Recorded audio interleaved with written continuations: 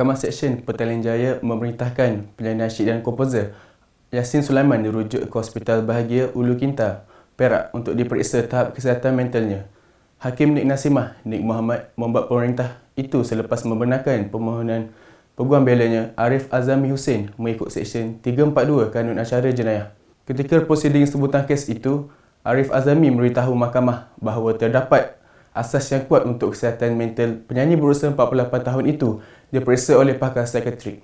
Katanya, pemerhatian perlu dibuat untuk memastikan sama ada Yassin layak untuk dibicarakan atau tidak. Laporan terkini juga mengesahkan keadaan mental dan kesihatan Yassin semakin merosot sehingga boleh membahayakan nyawanya. Selain Arif Azami, Yassin atau nama sebenar Muhammad Yassin Sulaiman turut diwakili peguam Nur Ain Syahira Khalid. Sementara itu, Timbalan Pendakwa Raya Ahmad Zuhaini memberitahu mahkamah pendakwaan tidak membantah permohonan pembelaan itu dan menyerahkannya kepada budi bicara mahkamah. Mahkamah kemudiannya menetapkan 22 Jun ini untuk mengemukakan laporan psikiatrik.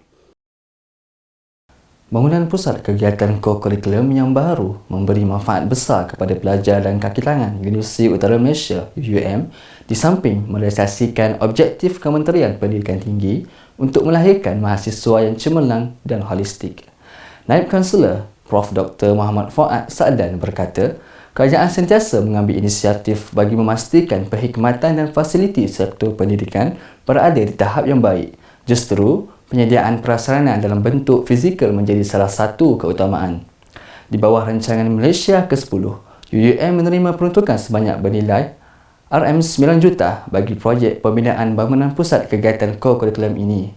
UUM amat berbesar hati menerima bangunan pusat ko-kurikulum pada pagi ini dan amat menghormati kepakaran teknikal yang ada pada pasukan JKR, bermula daripada pasukan reka bentuk, pasukan penyelia di tapak dan pasukan projek keseluruhannya.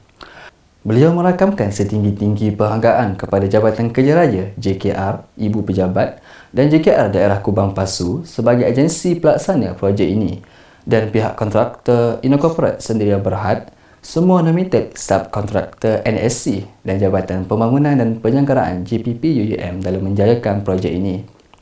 Bangunan ini dilengkapi bilik studio tarian, studio muzik dan bilik kuliah, ruang tambahan seperti ruang bilik perbincangan, bilik mesyuarat, ruang santai dan ruang pejabat yang lebih selesa.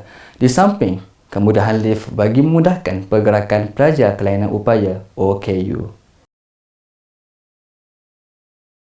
Atlet olahraga wanita negara Sukan C, Shirin Samson membuktikan dia adalah ratu bagi acara 400 meter di Asia Tenggara apabila memenangi pingat emas dalam acara berkenaan yang berlangsung di Stadium Morodok Techow.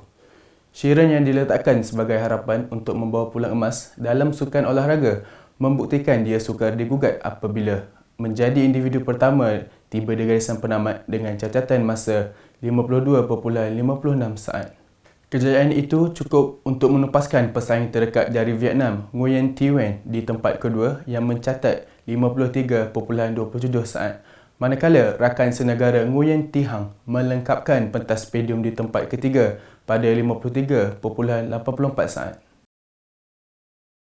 Kira-kira 200 penduduk orang asli negeri Johor berhimpun sebelum berarak secara aman di bangunan Datuk Jaafar Mohamad yang menempatkan Kompleks Menteri Besar dan Setiausaha Kerajaan Negeri Johor di Iskandar Puteri pada Isnin. Himpunan dan perakan aman itu bagi menyerahkan memorandum bantahan kepada Menteri Besar Datuk On Half Ghazi.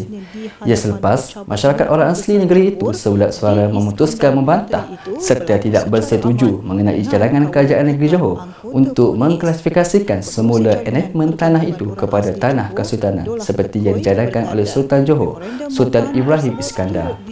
Isi kandungan memorandum bantahan itu mempunyai 3 teras utama iaitu bantahan terhadap pertukaran status rizab tanah orang asli di Johor sebagai tanah kesultanan cadangan orang asli terhadap isu dan kertas konsep pengurusan wilayah tanah adat orang asli supaya kerajaan negeri memahami apakah maksud tanah adat.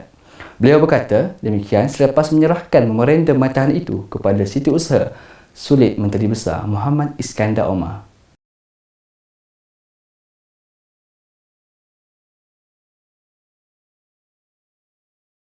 Saya Alif Haikal. Saya Ajimal Fahman.